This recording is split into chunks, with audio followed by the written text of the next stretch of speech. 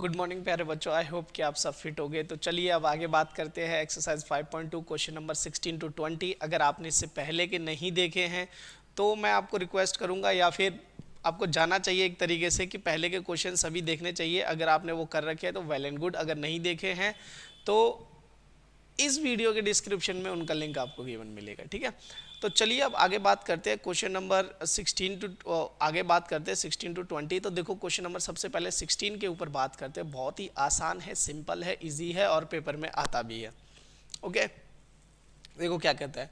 कहता है कि डिटरमाइन द एपी, कि आपको एक एपी बनानी है इन द सेंस कि a plus d, AP is, let AP आप मान सकते हो, एपी क्या मान सकते हो, a plus d, a plus 2d, ठीक है ना, और a प्लस 3d हम चार टर्म में निकालने वाले हैं और सो ऑन ऐसे चलता जाएगा। अब इसके लिए चाहिए क्या, एक तो आपको a चाहिए और एक आपको d चाहिए। वो कहाँ से मिलेगा, वो जो कंडीशंस गिवन है। देखो क्या कहता है कि third term is 16 and seventh term exceed the fifth term by 12। ठीक है, बहुत ही आसान है, तसल्ली से प्यार से पढ़ना होता है, ठीक है। तो देखो थर्ड टर्म क्या है, ठीक है, according to the question third जो टर्म है आपकी, वो आपकी बेटा कितनी गिवन है, वो है 16। तो मैं इसे 16 लिख रहा हूँ। अच्छा, इसे कैसे लिख सकता हूँ, मैं इसे लिख सकता हूँ a plus 2d equals to 16। ये तो सबको आना ही चाहिए अगर यहाँ पर आप क्वेश्चंस कर रहे हो तो, ठीक है, क्योंकि इससे पहले आप बेसिक करके आ चुके हो। अब देखो आगे क्या कहता है कि seventh term exceed the fifth term by 12। कहता है कि सेवंथ टर्म जो है ना बेटा, ठीक है, कई जगह इसको माइनस करके भी लिखते हैं, बट मैं आपको बताता हूँ कि सेवंथ टर्म क्या है कि फिफ्थ टर्म प्लस 17। एक्सीड का मतलब होता है बढ़ाना, किसमें, फिफ्थ टर्म में कितना बढ़ाना, 12 बढ़ाना, ठीक है। तो फिफ्थ टर्म में कितना प्लस करना है बेटा, फिफ्थ टर्म में प्लस करना है 12। ओके, तो वो आपकी सेवंथ टर्म बनेगी इस कंडीशन के अनुसार, ठीक है। अब देखो क्या कहता है, इसे कैसे लिख सकते हैं, इसे लिख सकते हैं a plus 6d equals to a plus 4d, यहाँ पे लिख सकते हैं, और ये कितना बन जाएगा, 12 बन जाएगा, ठीक है। अब देखो a से तो a कैंसिल आउट हो गया क्योंकि सेम साइन है और इक्वल टू के इधर उधर है। यहाँ पे बचा 6d और ये 4d इधर आके क्या आ जाएगा, माइनस में आ जाएगा। तो यहाँ से ना आपको d की वैल्यू मिलने वाली है बेटा। तो यहाँ से देखो 2d कितना हो गया, 2d हो गया आपके पास 12। तो d की वैल्यू कितनी आ गई भाई, 12/2 इक्वल्स टू 6। तो d की वैल्यू कितनी आ गई, 6। आप इस वैल्यू को थोड़ी देर के लिए याद रखें, ठीक है। नाउ अब आपको a चाहिए तो क्या करना है, put d equals to 6 in equation first, पहली में रख लो बेटा। पहली क्या है भाई, a प्लस 2d। तो मैं लिख देता हूँ ऐसे एक बार, a plus 2d equals to 16। तो a as it is, 2 as it is, d की जगह आ जाएगा 6 और यहाँ पर है 16। अब इसे अगर आप फर्दर आगे सॉल्व करते हो ना तो देखो क्या मिलेगा आपको, a प्लस 12 इक्वल्स टू 16। तो a की वैल्यू कितनी आ जाएगी बेटा, सबको पता है ये कैसे होने वाला है, ये 12 उधर जाके माइनस हो जाएगा, a की वैल्यू कितनी आ जाएगी, 4 आ जाएगी। ओके, a की वैल्यू कितनी आ गई, 4। नाउ AP क्या होगा, a की वैल्यू कितनी होगी, 4। a प्लस d कितना होगा भाई, 4 प्लस 6 इक्वल्स टू 10, ये हो गया। और a प्लस 2d कितना होगा भाई, 4 प्लस 6 इंटू में 2 इक्वल्स टू कितना हो जाएगा, 4 प्लस 12। तो ये कितना बनेगा भाई, 16 बन जाएगा। अब ऐसे ही a प्लस 3d निकाल लो। तो ये a प्लस, अच्छा 6 को किससे, d को किससे मल्टीप्लाई करना है, 3 से। तो ये कितना हो जाएगा भाई, a की जगह कितना रखना है, 4 रखना है। पहले a की जगह रख लो, देखो a की जगह रख लो 4, ठीक है ना, प्लस 16। तो ये कितना बनेगा आपका, ठीक है, 18 बनेगा, सॉरी ये 18।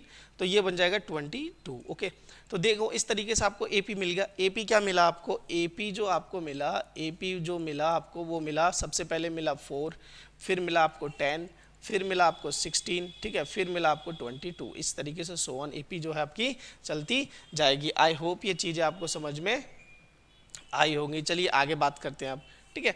आगे बात करते हैं नेक्स्ट क्वेश्चन पे, दैट इज क्वेश्चन नंबर 17। और ये इंपॉर्टेंट क्वेश्चन है, पेपर में बहुत बार पूछा गया है, ठीक है। देखो क्या कहता है, कहता है find the 20th term from the last term, ठीक है, फ्रॉम द पीछे से बताना है आपको, ठीक है। तो जैसे इस AP को अगर मैं लिखूँ ना 3, 8, 13 सो ऑन, ये कहाँ तक है भाई, कहाँ तक है, 2, 5, 3 तक है, ठीक है। लास्ट टर्म ये है आपकी, ठीक है। तो जब भी आपको ये सवाल पूछा जाए ना कि 20th term from the last, अच्छा पहले तो लिख दो 20th टर्म, ठीक है ना, इसको आप कैसे लिखोगे, a प्लस 19d करके ऐसे लिख सकते हो। अब आपको चाहिए a और d, बट इसने तो पूछा क्या है, from the last. From the last जब आ जाए तो लास्ट टर्म को आप a मानोगे, a आपका बन जाएगा 253, ठीक है।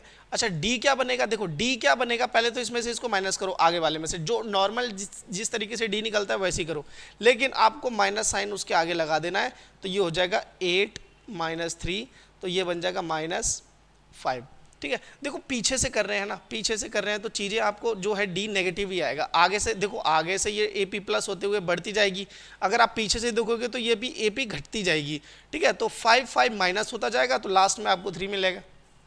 तो आपको इसी तरीके से करना है, दो बातें याद रखनी है, ठीक है ना। एक तो लास्ट टर्म जब भी पूछी जाए तो फर्स्ट टर्म आपकी क्या बन जाएगी, लास्ट टर्म बन जाएगी, ठीक है ना। और जो d होगा उसका साइन जो है वो चेंज हो जाएगा, साइन जो है वो क्या करोगे आप, चेंज करोगे, ठीक है। जो ओरिजिनल d है जिस तरीके से निकलता है साइन चेंज होगा, ओके।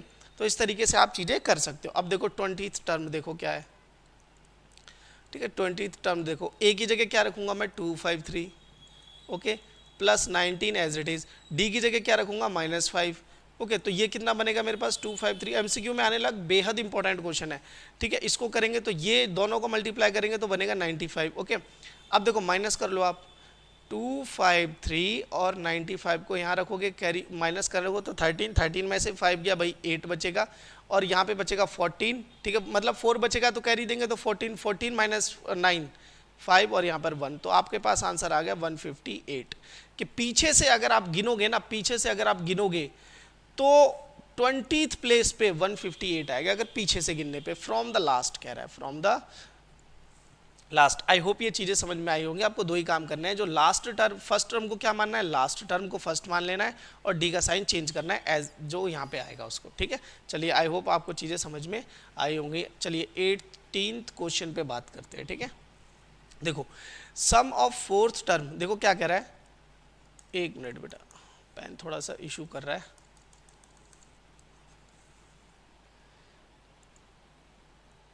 ओके। तो देखो फोर्थ टर्म क्या है, 8th का सम है, sum of fourth term and 8th term of an AP is 24।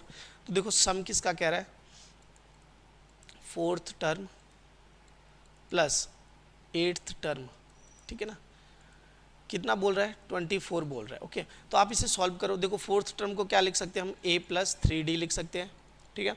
और 8th टर्म को क्या लिख सकते हैं, a प्लस 7d लिख सकते हैं, और ये कितना बन जाएगा भाई, 24 बनेगा। कितना बनेगा, 24 बनेगा। अब आप थोड़ा सा सॉल्व करो, देखो एक a और एक a 2a बना देगा, और ये 10d बन जाएगा, क्योंकि दोनों सेम है, देखो डी में है, ओके।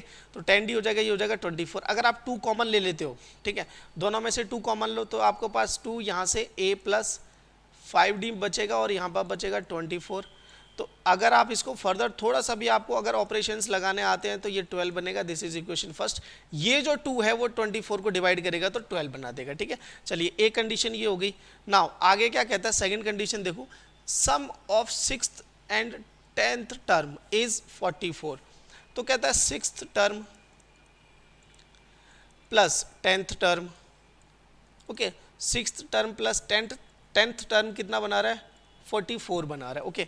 अब आप इसे कैसे लिख सकते हो, a plus 5d plus a plus 9d, आप इस तरीके से चीज़ें लिख सकते हो। क्यों, बहुत ही आसान तरीके से। तो ये हो गया 44। अब देखो a और a मिला के क्या बन गया भाई, 2a बन गया, ठीक है। और 5 और 9 मिला के कितना बन गया भाई, 14 बन गया, ओके। तो यहाँ पे आ गया 44, ओके। अब आप यहाँ से 2 कॉमन लो, तो a प्लस नहीं भी लोगे तो कोई चक्कर नहीं है, वो जो ओरिजिनल इक्वेशंस बनी थी हमने ये वाली, और इनको भी सॉल्व कर सकते हो आप, कोई दिक्कत नहीं है। बट 2 कॉमन लेने से ना थोड़ा आसान हो जाता है। तो a प्लस यहाँ पे क्या बचेगा 7d, और यहाँ पे बचेगा 44। तो आप एक काम करो, यहाँ से 2 को उधर डिवाइड में भेजोगे तो ये बनेगा 22, क्योंकि उधर जाके डिवाइड हो जाएगा। तो ये सेकेंड इक्वेशन होगी।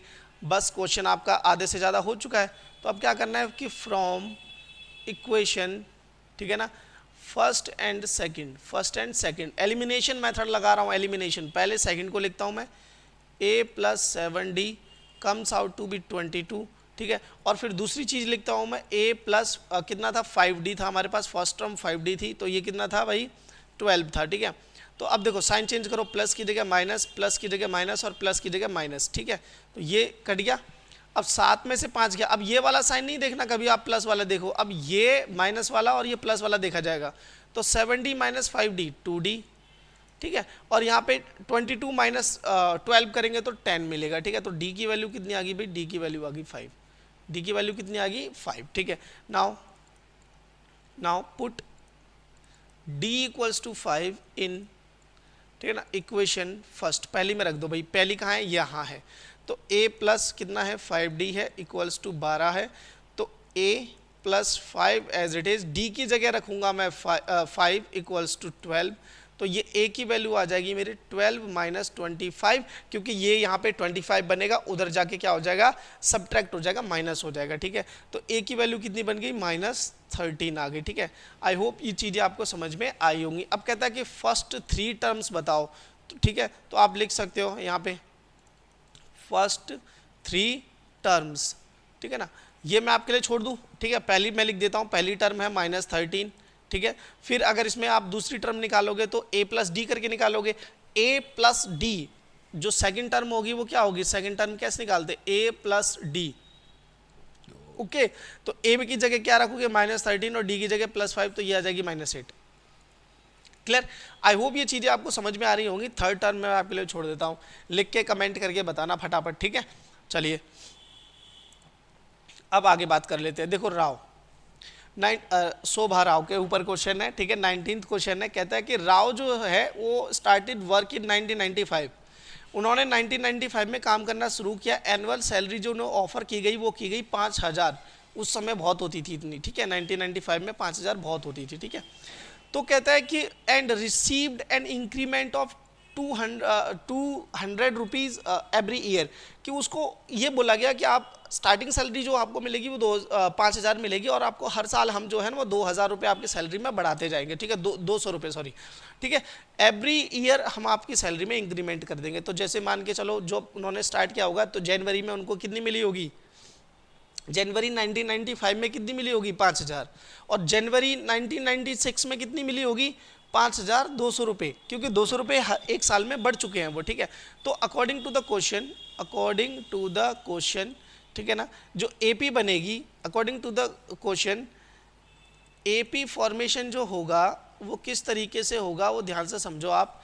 पहले तो वो लेंगे कितना 5000 रुपये, फिर 200 रुपये बढ़ जाएंगे तो 5200 लेंगे, फिर अगले साल 5400 रुपये लेंगे, ठीक है, इसी तरीके से लेते जाएंगे। और कहता है कि ये मुझे बताओ कि अगर ऐसे ही 200 रुपये बढ़ते बढ़ते बढ़ते बढ़ते 7000 रुपये उन्हें मिलने लग जाए तो वो कौन सा साल होगा, मतलब कितने साल में उनकी सैलरी जो है वो 7000 हो जाएगी। तो we have to find n निकालना है हमें यहाँ पे कि कितने साल में जो है सैलरी है जो लास्ट टर्म जो एक तरीके से माने तो 7000 हमारी बन जाएगी, ठीक है। तो ए क्या है हमारे पास, ए है भाई 5000 की उनकी शुरुआत जो सैलरी थी वो इतनी थी। डी मतलब कॉमन डिफरेंस, हर साल उनकी कितनी सैलरी बढ़ती गई, 200 रुपये उनकी सैलरी हर साल बढ़ती गई, और आखिर में जाके उनकी सैलरी कितनी हो गई है कि 7000 हो गई है। तो आपको बताना है कि कितने साल बाद उनकी सैलरी 7000 हो गई है, ठीक है। तो आपको ए एन का फॉर्मूला लगाना है, ए एन आपके पास होता है a plus n minus 1 d, okay. A की वैल्यू एन की वैल्यू कितनी रखनी है, ए एन की वैल्यू 7000 और ए की वैल्यू कितनी रखनी है 5000, क्योंकि शुरुआत उसी से हुई थी। एन हमें निकालना है कि कितने साल बाद उनकी 7000 हो चुकी है। डी हमारा है 200 बाई, ठीक है। तो यहाँ पर जब आप सब्ट्रैक्ट करोगे, ठीक है, -5000, तो यहाँ पर आपके पास n माइनस 1 डिवाइड इंटू में 200 बचेगा। जब आप इसे सॉल्व करोगे तो आपको 2000 मिलेगा। तो यहाँ पर n माइनस 1 और यहाँ पर कितना मिलेगा 200 मिलेगा, ठीक है, सॉरी एक जीरो एक्स्ट्रा लगा दिया मैंने, ठीक है, कितना मिलेगा 00, ओके। अब सुनो बड़ी बात, ये 200 यहाँ पर मल्टीप्लाई में, इधर जाके किस में हो जाएगा, डिवाइड में हो जाएगा ये, ठीक है, यहाँ पे पहुँच गया डिवाइड में, ठीक है, n माइनस 1, और डिवाइड में होते ही 20 से 20 कट गया और 2 की टेबल में 20 10 पे आता है भाई, तो ये हो जाएगा n माइनस 1। अब -1 है यहाँ पर n, हमें तो सिंपल n चाहिए, तो ये इस -1 को हटाने के लिए इधर भेजेंगे तो ये प्लस में चला जाएगा, तो 10 + 1 = n। तो जो आपकी वैल्यू आई n की, ठीक है ना, आप लिखोगे कि n = 11 ईयर्स बाद, ठीक है ना, लिख सकते हो आफ्टर, ये मैंने कैसा आफ्टर लिख दिया भाई, ये देखो आफ्टर 11 ईयर्स सैलरी बिकम कितनी सैलरी मिल जाएगी भाई, सैलरी बिकम्स 700,000 ओके। किस 11 साल बाद उनको 7,000 रुपये मिलने लग जाएंगे। हो सकता है आपको पूछा जाए तो 11 इसमें जोड़ोगे तो कितना बनेगा, ठीक है। और रियल में आप मुझको कमेंट करके बताना क्वेश्चन नंबर 19 में कि कौन से साल में, एग्जैक्ट बताना। 1995 में शुरू किया गया है, 1995 में शुरू किया गया है और प्लस 11, ठीक है। तो आप मुझे बताओ कि किस साल में जो है उनको सैलरी 7,000 मिलेगी, एग्जैक्ट टाइम, ठीक है ना, एग्जैक्ट ईयर। चलिए आगे बात करते हैं, 20 क्वेश्चन के ऊपर बात करते हैं, बहुत ही ईजी है, आसान है, समझना है, ठीक है। कहता है रामकली सेव्ड 5। अब ऐसे क्वेश्चन इंपॉर्टेंट हो जाते हैं क्योंकि ये वर्ड प्रॉब्लम पे आते हैं और एमसीक्यू में जो केस स्टडी जो आपका पोर्शन होता है उसमें आने लायक बहुत ही इंपॉर्टेंट क्वेश्चन है, ठीक है। कहता है उन्होंने 5 रुपये हर वीक सेव करना शुरू किया of a year and increased her weekly saving by 1.75। उन्होंने स्टार्टिंग की 5 रुपये से, फिर हर हफ्ते वो 5 प्लस 1.75 रुपीज़ बढ़ाती गई, ठीक है ना। अगले में क्या हो जाएगा, अगले में जो हो जाएगा इसका डबल हो जाएगा भाई, एक तरीके से एपी बनेगी। तो ये बनेगा कितना, 5 + 2 × 1.75। ये कई बच्चों को दिमाग में चल रहा होगा कि ये क्या हो रहा है, तो मैं एपी बना रहा हूँ बेटा। फर्स्ट वीक में उन्होंने इतना सेव किया, सेकंड वीक में उनका बढ़ गया 1.75, थर्ड वीक में जो है वो क्या होगा, पहले का 1.75 और उसका 1.75, तो दोनों को ऐड कर लेंगे। ऐसे ही चलते चलते जाने पे एक दिन उनका जो सेविंग था वो हो गया था 20.75। फाइंड एन आपको निकालना है कि कौन से वीक में उनकी सेविंग्स 20.75 रुपीज़ हो जाएगी। तो अगेन सेम क्वेश्चन है, तो आप ए को कंसिडर करोगे 5, डी को कंसिडर करोगे, जो सेम अमाउंट बढ़ता जाता है उसे हम डी मानते हैं, ठीक है। और ए एन हम उसे मानते हैं जहां पर हमें चीज़ें लास्ट में रोकनी है कि मतलब 20.75 कब हुआ, ठीक है। तो हमें एन निकालना है, ठीक है। और ये क्या बताएगा, नंबर ऑफ वीक्स बताएगा, नंबर ऑफ वीक्स, ठीक है ना, कि कितने वीक्स बाद हो गई चीज़ें। तो ए एन का फॉर्मूला लगाएंगे, तो ए एन का फॉर्मूला हमारे पास होता है ए + n-1 D, okay. I hope इतना सिंपल आपको चीज़ें समझ में आ रही होंगी। ए एन कितना है भाई, 20.75। ए की जगह कितना है, 5 रुपये से उन्होंने शुरुआत की थी। n-1 हमें नहीं पता, n की वैल्यू निकालनी है। डी हमें पता है 1.75 है, ठीक है। तो एक काम करो, देखो 5 को यहाँ से हटाओ तो ये यहाँ पे प्लस में, इधर जाके माइनस हो जाएगा। तो 20.75 - 5 comes out to B n-1 और ये कितना हो जाएगा, 1.75 हो जाएगा, ठीक है। As that simple. अब देखो जब सब्ट्रैक्ट करोगे तो आप 20 में से 5 घटाओगे तो कितना बचेगा, 15.75। ये तो मैं उम्मीद करता हूँ कि आप 10th में हो तो ये तो आपको आता ही होगा, नहीं आता है तो आप इस तरीके से माइनस कर लेना। 20.75 सब्ट्रैक्ट 5.00, तो जब 75 यहाँ लिखोगे तो यहाँ पर आ जाएगा 15, ठीक है, क्लियर। तो अब देखो 1.75 का क्या है, मल्टीप्लाई में इधर जाके डिवाइड हो जाएगा, तो 15.75 डिवाइडेड बाय 1.75। अब आपको अगर थोड़ा सा भी मैथ आता है ना बेटा तो आप चीज़ें निकाल ले जाओगे। देखो पॉइंट, यहाँ पर पॉइंट के बाद कितने डिजिट्स हैं, 2। यहाँ पर डेसिमल के बाद कितने डिजिट्स हैं, 2। तो ये डेसिमल कैंसिल आउट हो जाता है, ठीक है। डेसिमल क्या होता है, कैंसिल आउट हो जाता है। वो अलग है कि हम 0 ऊपर नीचे लिखते हैं तो उससे कट जाता है, बट आप सिंपली इसे हटा सकते हो। तो 1575 ऊपर बचा, नीचे बचा 1.75, सॉरी पॉइंट हट चुका है तो वो सिर्फ 75 बचा, n-1 यहाँ पर है, ठीक है। अब देखो इसको डिवाइड करना आपको थोड़ा सा टिपिकल लग रहा होगा, बट मैं आपको बताता हूँ। आप इसे 25 से डिवाइड करो पहले। देखो 25 से डिवाइड करोगे तो मैं यहाँ पे कर देता हूँ आपके लिए 575, और यहाँ पर अगर 25 से डिवाइड करोगे तो देखो 25 को 4 से करोगे तो 100 और 2 और जोड़ दोगे तो कितना हो जाएगा भाई, 150, ठीक है, 150। तो यहाँ पे 75 बच गया, ये 3 पे कटता है। तो ऊपर वाले को तो 25 से काटने पे 63 बचा। ऐसे ही जब नीचे वाले को कट करोगे तो आपको पास 7 बचेगा, तो ये हो जाएगा n-1, ठीक है। 7 की टेबल में 9 पर आता है तो यहाँ हो जाएगा n-1, तो n की वैल्यू हो जाएगी 10, क्योंकि ये -1 उधर जाके प्लस हो जाएगा, ठीक है। आई होप ये चीज़ें आपको समझ में आ रही होगी। तो 10th वीक में, 10th वीक, ठीक है ना, की सेविंग मैं आपको हिंदी में समझा देता हूँ यार, ये लिखना नहीं है, ठीक है, कोई कॉपी में लिख दो। 10th वीक की सेविंग कितनी हो जाएगी, 20.75 रुपीज़ हो जाएगी। तो आई होप ये सारी चीज़ें आपको समझ में आई होंगी। ये एक्सरसाइज 5.2 हमने 4 पार्ट में की है, ठीक है, 4 पार्ट में।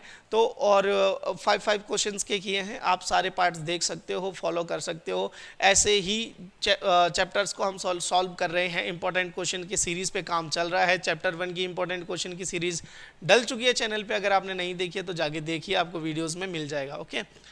आई होप कि आप चैनल के साथ जुड़े रहेंगे, ठीक है। तो चलिए आगे बात करेंगे एक्सरसाइज 5.3 पे, पर उससे पहले थोड़ा सा उसका इंट्रोडक्शन अगर होगा तो मैं शूट करूंगा, नहीं तो अदरवाइज कोई दिक्कत नहीं है, डायरेक्ट क्वेश्चंस पे हम बात करने वाले हैं। तो चलिए till then take care, bye.